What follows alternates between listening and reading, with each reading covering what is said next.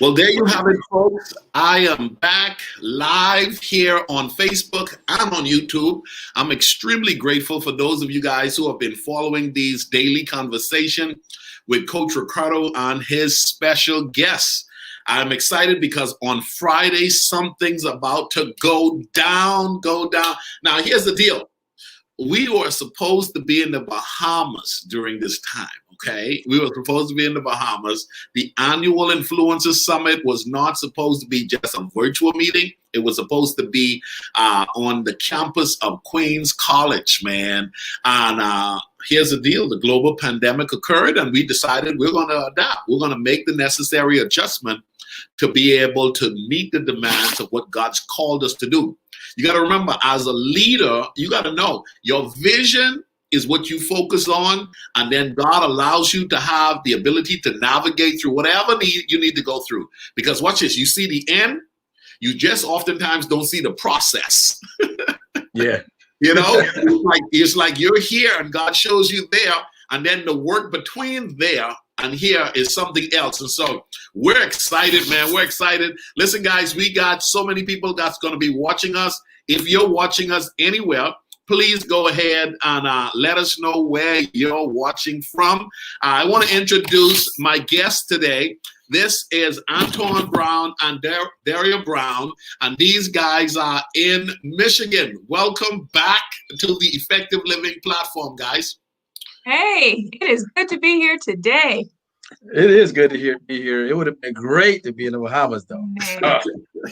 We had just a little inside information. It's our 20th wedding anniversary this year. It was September 30th. We were going to go to the Bahamas before we did our influencer work. We were coming in a week early to celebrate it, so we had to scrap it. Wow. Listen, don't cut the Bahamas out yet totally in all of its sense. But I know y'all what y'all gonna do for this 20th. Congratulations on 20. You say September. That 30th. Was just passed. Yeah. September 30th. But here's the deal. Here's the deal. When the Bahamas borders open back up, make sure y'all do a little extra. Oh yeah. But congratulations on 20 years. That's totally awesome.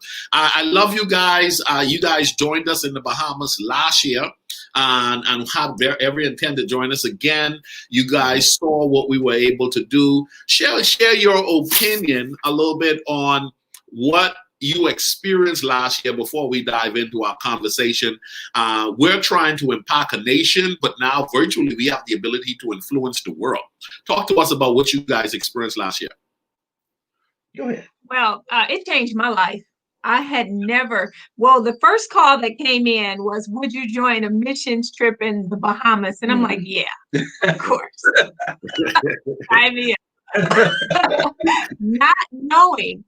Last year, the hurricane had just happened, and so the work was more gritty. It was upfront and personal, and just learning the culture of the island, the people, the children, all of the just supernatural need. We came in as tourists, and we left transformed. And so I was eager to get back, eager to work with the community there and having a greater understanding of the need, and just really excited about it. Wow, nice. Yeah, it was. I mean, I agree with her. It was eye-opening. I had been on a missions trip before, but this was like on another level because of the devastation of the hurricane, and to be able to just be in that environment, to see all those people that were affected by that negatively, and it was just like, it was overwhelming. And I tell you what, it was awesome going into the schools. Man, I will never forget those prefects. I will never forget those prefects. I mean, they were smarter than me, man. And, it was awesome, man. You remember the term you did correctly, the prefects. Yeah. Prefects, yeah. Not the perfects, the prefects.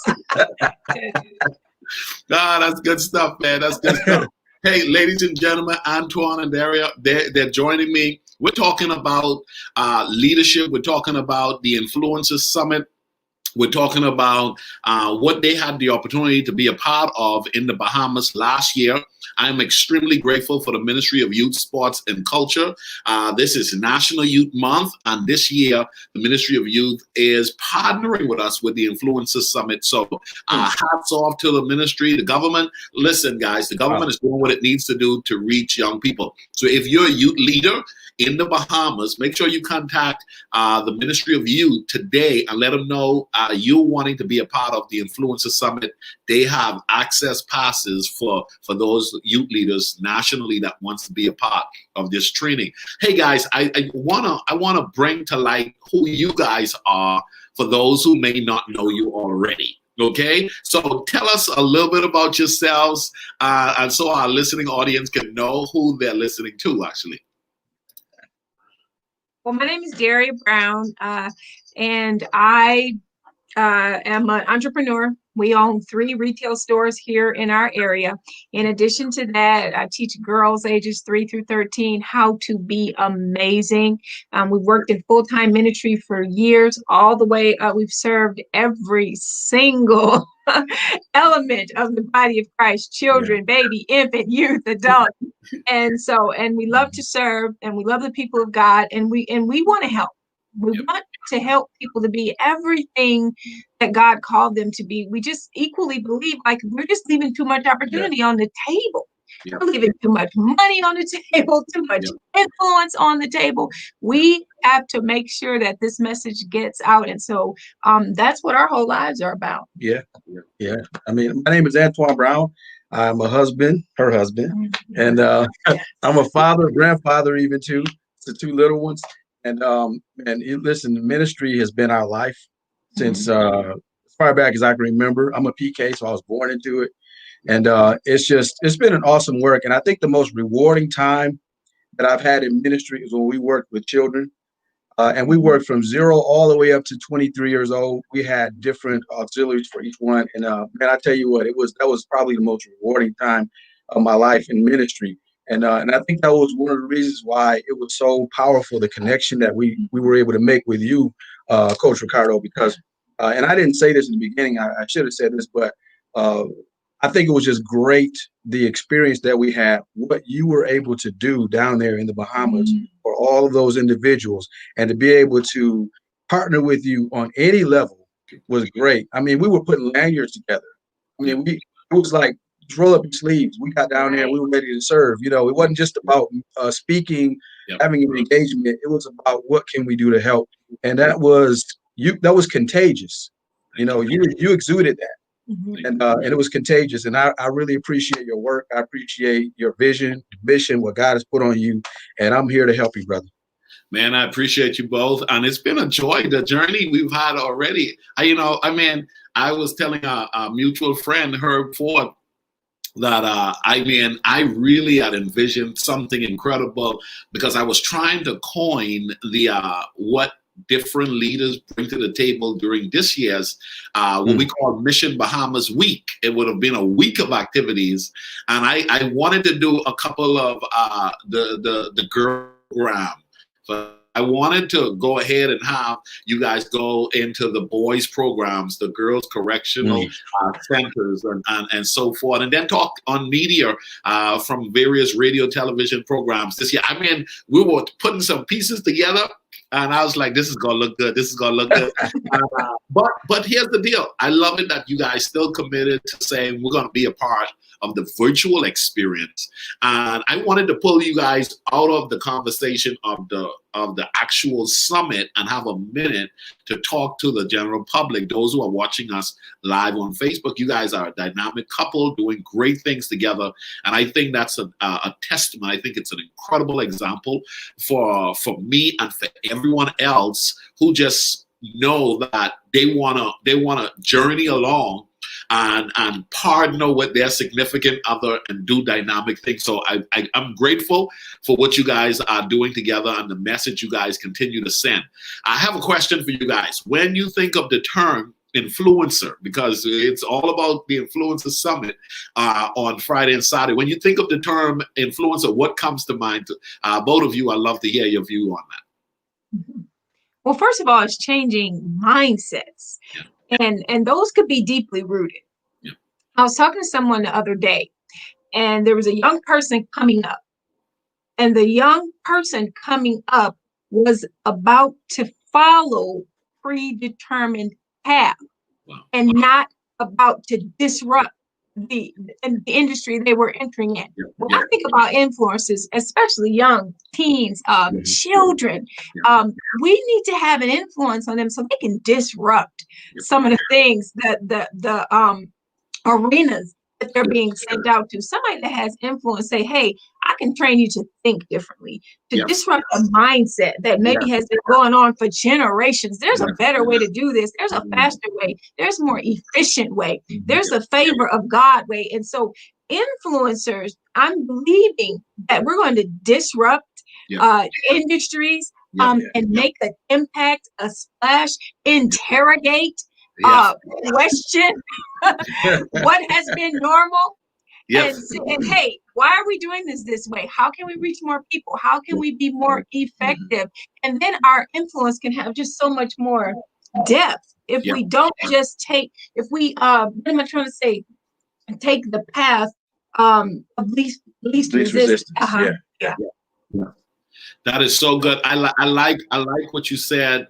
You know, our goal is to help them to know that they can disrupt industries. You know? And that's the only way you take it to the next level. You got to be prepared to push the envelope a little bit. And that's a part of the job of influencers, Brother Antoine. Oh, when I think about influencers, I think about Jesus, Jesus Christ. You know, I think the strength of influence is action. You know, if you know, you can say stuff all day long, but if people don't see what you're about, you know, you're not going to influence anybody. And to me, I think Jesus was, I mean, not just to me, but he was the master influencer, because the Bible talks several times about the multitude followed him. The multitude followed him. He didn't go put door hangers on doors and say, hey, I'm preaching tonight. I'm going to be at Mount Sinai. You know, he got out there and he just started preaching the gospel of the kingdom, and people followed him. And then on top of that, they saw action. What he was saying he could do, he said, look, I'm anointed to do some things in Luke 4:18-19. Then he said, hey, let me show you. I'm getting ready to open this blind man's eyes. I'm getting ready to heal this woman from the bloody flux. You know, so influence, I believe, has to do with action. You know, and so that's what you're going to see this weekend. You're going to see action. Energy. You're going to see this stuff put into practice. How does it work? We ain't going to just tell you. We're going to show you. Wow. You know, and there are some people who are afraid, and that's why you need an influencer to show them that you need not be afraid. You know, you know, you need someone in front that will be the example to remind you it's possible. You know, it's possible. When it comes to working with young people, how important is it for us to invest in actually the next generation? You know, there are people who lightly work with young people, but we're talking investing in young people. And I know you guys have done that over the years. Talk to us a little bit about investing in young people, because we have pastors who are listening. We have principals and nonprofit leaders who are listening, but they're you know, obviously this a lot of disruption has happened. And we're wondering, should I continue to push? Should I continue to invest? Should I continue to work with these young people? Guess what? These young people are adapting already. They're already being prepared to embrace what's happening. How important for us as adults to invest in the next generation? I believe that it's vital. And for anyone that has worked with children, young adults, teens, it is sometimes it's a thankless job. Sometimes, and you give so much, you empty out yourself and you give so much. And so a lot of times the tendency is to pull back and protect yourself because it's such an exhausting work. And a lot of times you don't see the results right away. I like that you use the word invest instead of cost. When you say invest, that means I'm going to get something back. I'm going to get some ROI. I'm going to get something back for what I put into this. And so when you talk about how important is it to invest, what's the ROI? On making sure a young person is in front of a screen or has a tool or has a resource. What is the ROI? What am I going to get back? Decades. I will make sure that child know you were invested in. You owe me. You owe God. Here's what I need you to do in 5 years. Here's the city I need you to come back to. Here's what we need to get back out of this. You're going to come back home and you're going to make a difference. And so we have this perpetuation of the intelligence that we deposit into them, the educational opportunities, the resources. A lot of times we have to be careful when we give to children and we invest in them and we don't let them know how they can pay that back. You got to come back home and make a difference. You got to return to the school and speak. You got to come back to the church. No, God ain't relocating you somewhere that haven't invested in you. This community paid for you. And so we need everything that we deposit in you. We need that back for the next generation. And I think that takes care then of perpetuation. And that's how we don't disrupt cycles. When we don't obligate the children that we invest in to come back and help and aid us, that's where you see churches dying, communities dying, auxiliaries and teams dying. When the coach don't recruit, he can't get a championship. We have to make sure that we have a winning team every year. That is so good. That is so good. I like what you said. Coming back to, because here's the deal. There are a lot of people who have been forerunners who invested in the next generation, but did not teach the next generation. And there's this term called, watch this. I heard this from my grandmother who said this: once a man, twice a child. So, in other words, once a man, twice a child. In other words, I'm strong, vibrant now. There was a day when I needed help from my mama, and then I came into that season of strength and vitality, and they're able to move and maneuver and perform and so forth. But then there's going into that season where I will not be able to perform and be engaged and operate like I was able to before. And a lot of times we see those we've invested in crushing it because we've invested in the next generation. And there are some who are seniors who don't want to continue to invest because they've been burnt. They've been burnt in seeing people walk away. However, you said something. We got to teach them. We got to teach them, hey, the day is coming. The day is coming. You come back to this church. Even if you don't come back as a member, come back and sow a significant seed. That's right. Yeah. The universities get it. The universities, the colleges, they get it. They endowment funds. They have to come back after you leave the school. You can come and build a dorm. You can come and build a library. Talk to us and talk. Man, you know what? I'm just gonna piggyback off of what both of y'all said, because I think we done covered that one. But I like what my wife said at the very beginning of what she said. She said it's vital. And it's vital that we do this. And I love that word because it means life sustaining. It means that it sustains life, but it also sustains and secures the future. And that's what we got to understand. For those adults who don't want to take the time and disciple the child and invest in them and to build them up and show them what all God has put in them to produce, shame on them, because somebody did it for them. You didn't get to where you were by yourself. Somebody brought you up and they said, hey, let me show you the ropes. And then also that point that you made, just to reiterate it, part of that investment process is teaching them, hey, you got to come back.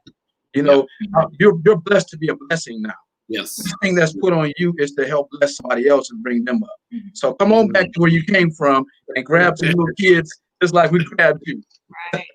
Hey, because as Darius said, it's hard. It's work. I mean, a lot of times, people could be selfish and can choose to stay selfish in that of, hey man, I work to get my degree, I work to start my business, I work to put my family together and be engaged in being a good quality, nice family. Man, that's it for me. Okay, the nonprofit or the church down the street, I'll give a donation, but that's all y'all need to ask for. But when you go a little bit extra, when you go that extra, and you say, I'm going to give my time, I'm going to allow my skill set to be given to these kids and start a program. And oftentimes when you really think about the quality investment that we pour out for free, and who we are as professionals, okay? The return. Okay, talking good, okay? The quality of the investment that we're making for free. You get it, right? You get it. So it's important. It's important. So I've been doing this for a long time, 20 plus years. I've been all over the world. I've been in some rural villages and up on the back of trucks and bushes and stuff. And I mean, there was all kinds of stuff. I can remember, just knowing this is what God called me to do. I knew this is what God called me to do. And I can remember getting in trouble a lot of times because I will give my all. Okay, I will give my all.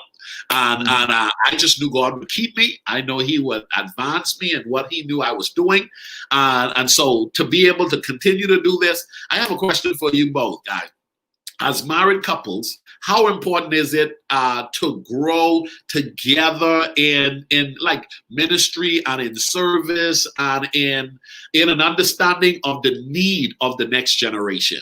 Because, it is possible for one person to get it, the other person not to get it, for one person to have one time get it, and the other person no longer get it. How important is it for couples? Because we got couples watching, husband and wives, and we have a husband may be passionate about this, but a wife may not, and a wife may be passionate about working with kids and not.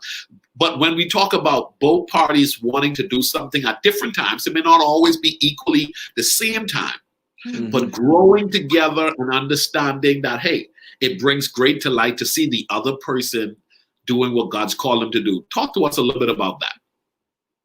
Yeah, okay, you want me to go first?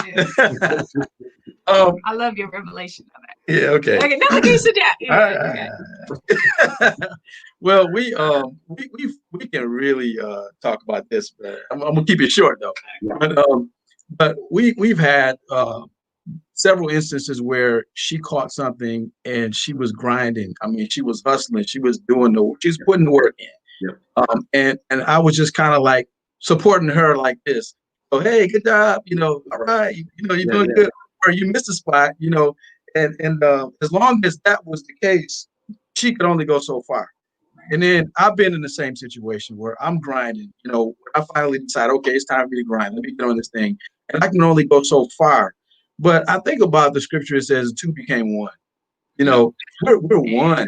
So if she's moving a pace and I'm not, then something's wrong here. That's not the way it's supposed to be. And we gotta be one. We gotta be moving in cadence. If she's going, if I'm on the left foot, you gotta get on the left foot. And what I'm saying. So anyway, when we were able to do that, man, the power in what we were doing was just so magnificent. I mean, I remember when we got involved in children's ministry together. Man. She felt compelled to do it, and she was like, "Hey, I think we're supposed to get into children's ministry." I said, "No, I think you're supposed to get into." All right, it's my turn. Okay, all right, I'm gonna tag you in. Yeah, okay. Coming off the rope like hot. But I want to incentivize couples to work together. Yeah. Now, here's the thing that we learned. We're not going to do exactly the same thing. Right. We are better when we develop ourselves individually, our skills and techniques, and we bring them to the one project. Now we're covering twice as much.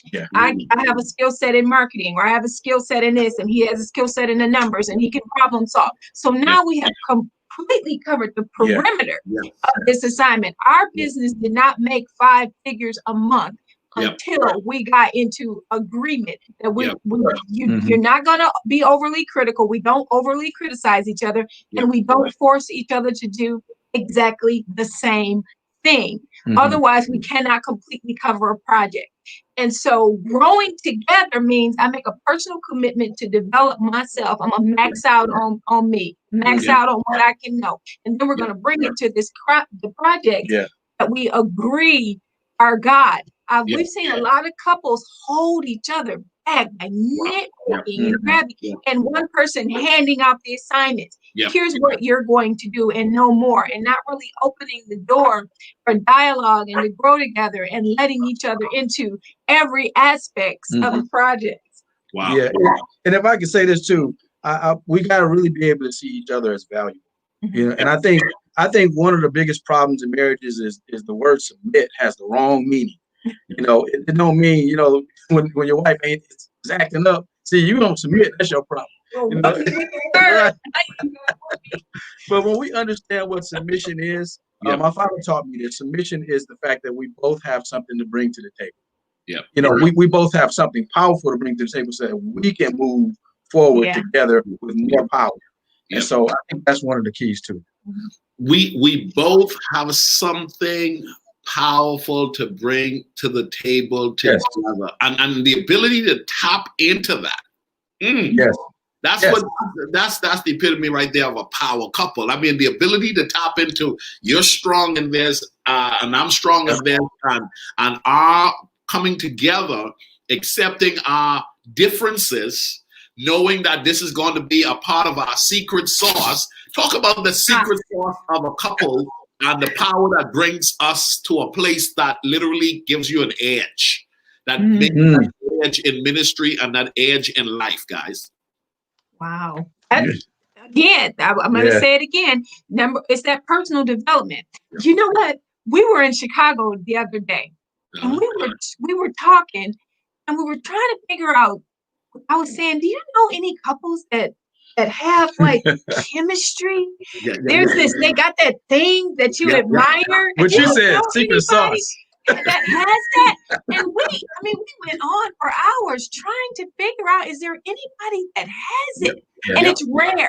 Yep, it is. And it is something to pursue. The couples that have that spark and that attractiveness to each other. You can still read that chemistry on them. They still want each other, and they can shift, and they can be business partners, and they can shift, and they can parent. I tell you, when you seek for that in a relationship, now, first of all, it started with completely trusting each other. He has my best interest. There was a time where he was like, you need to come out of all that entrepreneur stuff and get on up here. Hey, come do the work of the Lord. Come do the work of the Lord. You ain't doing playing out. You ain't making no money. You ain't doing, what is you doing? You know what I mean? You better clean up this house. I think the secret sauce is getting to a place where I 100% believe, Brother Ricardo, that God deposited greatness on the inside of this man. Come on. Care for that. And I can help extract that. And I will put myself in between any demon and his assignment, because I'm a writer. You know, I'm a writer. And we on the same team. And haven't you seen couples that cannot get on the same team? They are in each other's way. It's like, no, I got to be successful first. You wait. Or I'm seeing God do this. You have to, you're not hearing accurately. And so they get in each other's way, and they're not able to open up. And men, I'm gonna talk about men, but this is so go there. I hopefully submit that ego. That male ego, and women, we have to be sensitive to that. How we come to our husbands, how we influence. Because a wife, if she ain't got nothing else, I have influence. I have it in my home. It starts there. But that male ego where wait, you know, she can't be successful, and I gotta pull her back. Or women, we play those games, you know, where we leave him and make him look bad, and we won't help him because he won't listen to us. Have to, as a couple, agree with destiny. That is the one thing that God put us together to do. And that's dominate. Isn't that right? That's right. That's dominate. We just take over. If we're not sitting somewhere arguing like we did before the show started today, we just dominate. I love that. I love that. He's brought us together to dominate. And you know, one of the things I truly believe is the more powerful an individual is who connects with another powerful individual, it doesn't automatically sync itself to be as explosive as it needs to be. There is some working out that needs to come into play to get that perfect work. You know, we were destined for each other, but we've had to work out some kinks to get it right. Come on.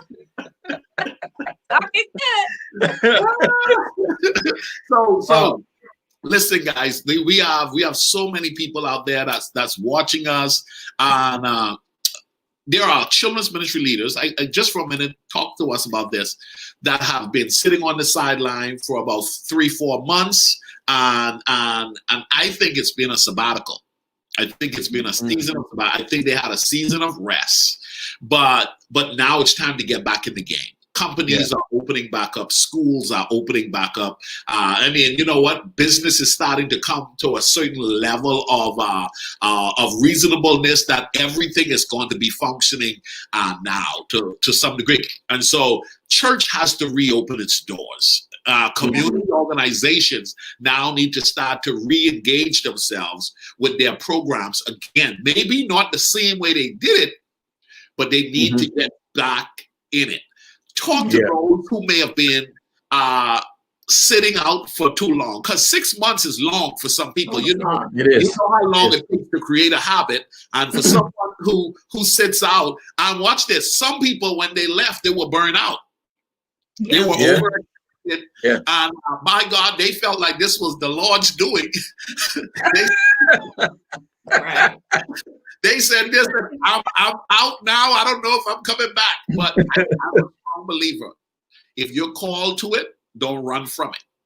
Yeah. You know, and I think use the sabbatical, embrace the time you have rested, but you got to get back in the game and do what you've been called to. And there are a lot of men and women who are watching us who need to be a part of the Influencer Summit that needs to get back in the game at their church and the YMCA in that nonprofit that they were serving in. Talk to that audience for me, please. Well, I think that I think that I agree with you 100%, man. I mean, we got people out there that are on the sideline and need to get back in the game. Yep. And I think one of the things that I think one of the reasons, and I can attest to this, you get burned out from doing the same thing over and over again. Yep.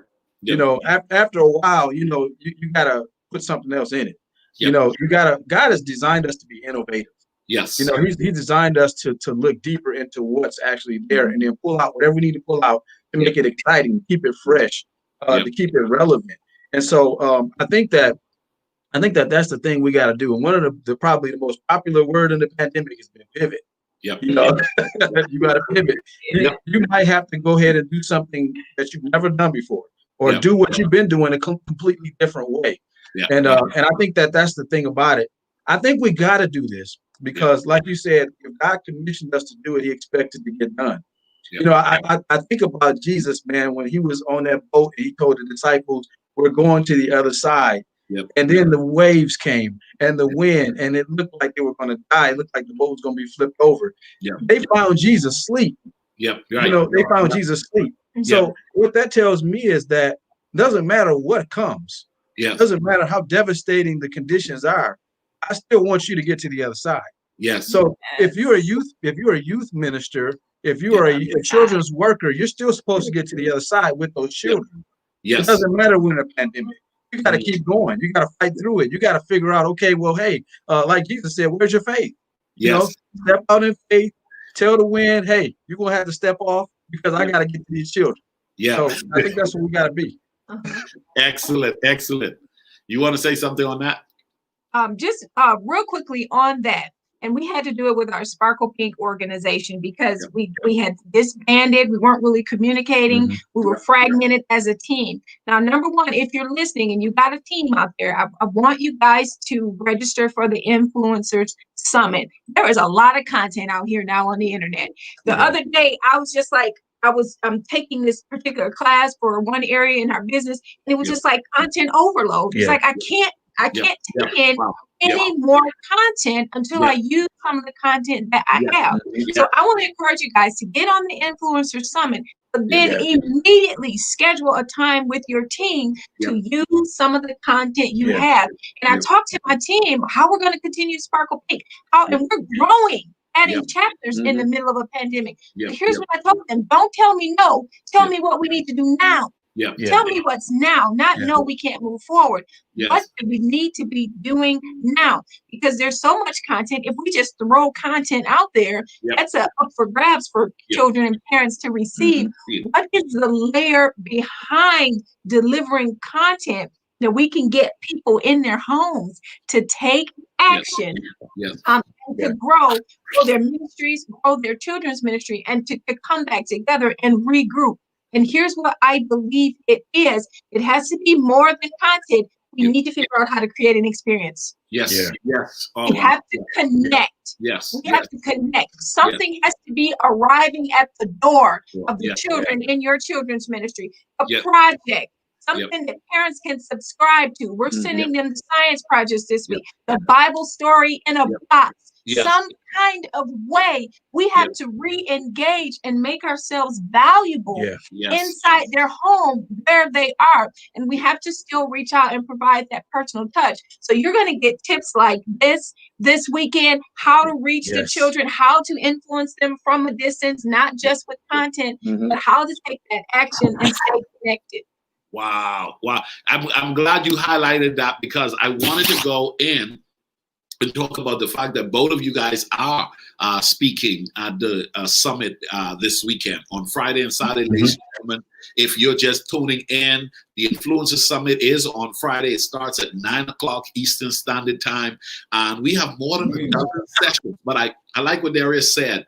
You want to get the information, and as soon as possible and as much as possible, use the information, because content overload is real. Okay. And you don't want to just collect. You don't want to just collect. You want to utilize what you're collecting. And I'm telling you, good stuff is going to be shared this weekend. With the fact that both of you guys are presenting at the Influencer Summit, tell me why you think it is important for a person to attend, one, and then tell us a little bit about the topic that you're speaking about. Well, I think it's important. Number one, the underlying benefit of the conference, the proceeds, what the conference stands for, the vision is to help the island of the Bahamas, the surrounding area, and the people. So anytime you can get behind a vision and help the people and learn with a people group that needs us, that's beneficial. So I want to encourage you guys to register, and then maybe take it a step further. You guys, there's some people in the Bahamas, they still haven't completely opened up. We've got some friends watching right now. I'm not going to call your name out, but look here. Go sponsor a chair. I'm not going to play no games. Some of our very best friends who have our heart in ministry are watching right now. And one of the things that you guys can do for us is to sponsor a church, to do that on the website. Secondly, as an individual, if you have a team, get them on the Influencers Conference, get them in front of the conference, get them in front of the screen, sponsor them, let them know that you care. I'm going to be teaching a session about excellence. And excellence is attention to detail. If there has ever been a time where you will fail dealing with kids because you don't have attention to detail, technology is changing so rapidly. They ain't trying to watch your PowerPoint no more. You got to do some tricks. You got to know tech. You have to understand it. And that's a level of excellence that we can aspire to. And then the next day, I've been invited on a panel to talk about what's hot and what's not. And there's one thing I know what's not. I know when it is no longer it. So me and some of the other people that we just had travel with, y'all are going to love to hear. Please, you got to know what's not, because a lot of us are doing things in business and in ministry that is so 2000 and late. 2000 late. Right. Go ahead. Well, really, my wife said it all right there. But the thing that I thought about too, that you're going to get out of this weekend, and you must come, you must show up virtually, is tools. Tools, techniques. That's power. That's power. Sometimes the reason that we're not successful is because we just don't know what to do. And so you're going to get knowledge, but you're also going to get wisdom. You're going to see how to apply these tools, how to take these things and put them in action so that you can get the best results. And I'm going to be talking about building a healthy ministry environment. And I'm excited about that, because I've been in some unhealthy ministry environments. Trust me. And I'm sure a lot of you who are watching this today, and you'll be there this weekend, you've been in some unhealthy ministry environments. And I really believe that the Holy Spirit is giving me some things to help you to change that condition, to change that whole atmosphere and bring that thing up to where God wants it to be. And then Saturday, I'm going to be along with another panel. I think my brother Herb is on that panel. Yeah. It's going to be passing the baton. The great Herb Floyd. Yeah. We got to say that on every broadcast. Yeah. You'll succeed if you do that. Yeah. Even my own personal Facebook Live, I got to say, oh yeah, the great Herb Floyd. You'll succeed if you call him great. No, but that's my brother though. But we're going to be on there. We're going to be talking about passing the baton. Yeah. Passing the baton. And look, some of y'all got to let that baton go. That's why you're burnt out too. Yeah. Wow. Yeah. Wow.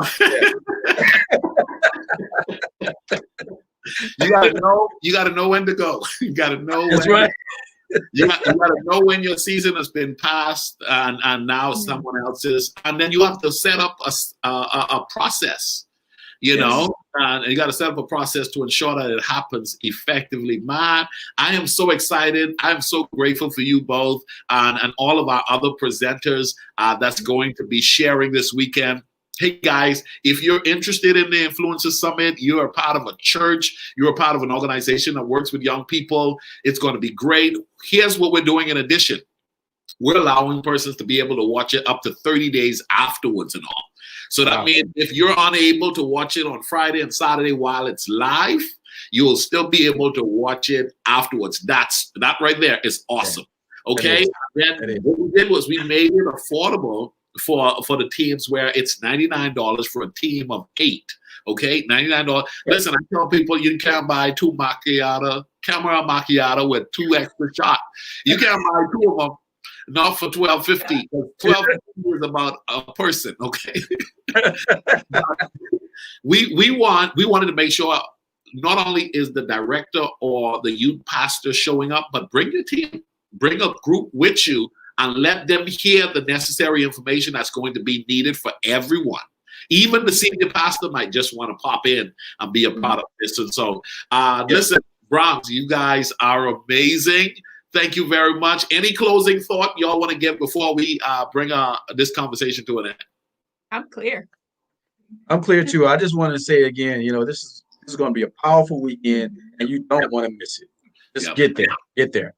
Thank you again. Thank you again. Ladies and gentlemen, every day this week, we've been talking with some of our presenters, and what we wanted to do was allow you to see 2 amazing people who are doing great things with their lives, advancing not only their mission in life to fulfill their purpose in their lifetime, but helping the next generation while they're doing it. And that's what I find to be very, very super impressive too. And so join the Browns this weekend at the Influencers Summit. It's going to be great. Love you all. Bye-bye, guys. Have a great day. Love you too, man.